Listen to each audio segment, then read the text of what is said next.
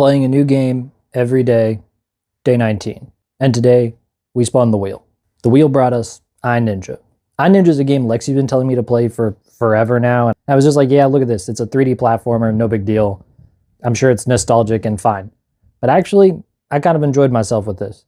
The combat is fairly basic, slashing, spin moves, jump up, ground pound moves.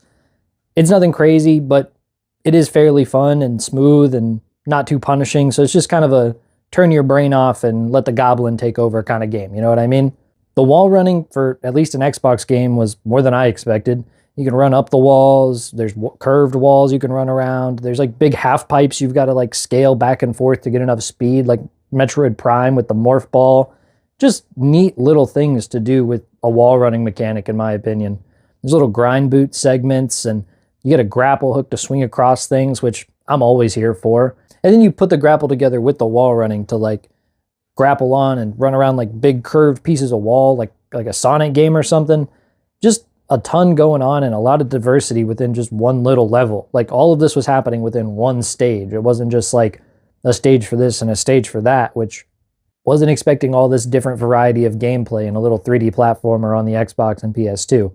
The controls were pretty responsive. There was no like, oh, I'm slipping off the edge because the game is slippery or anything like that. If I was falling off the edge, it was just because I was misjudging my jumps and stuff. So slippery controls in a 3D platformer is going to be the first thing to make me turn off a game like this. And it just wasn't there. It was pretty good all the way around. I did play this on the 360. Thank God for backwards compatibility. And it looked honestly very solid over there. You end each stage with like a monkey ball kind of area thing, and I'm all for that. Put me in a ball and make me roll around like a hamster.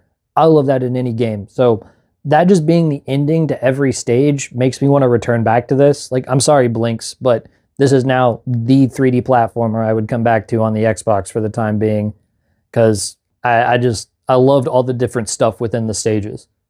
The only thing I didn't really love about this game was like the mech fight, which I think is going to be between each world, but the first one took like 10 minutes, took way too long, and it was just super slow and fairly boring. And I know you're just supposed to dodge the guy or whatever. No, if I'm in a mech, I just want to ground and pound, baby. Just let me beat this guy up.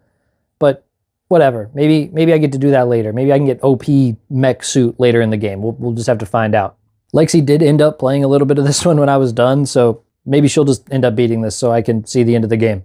Somebody finally mentioned Afro Samurai in my comments, so probably playing that tomorrow.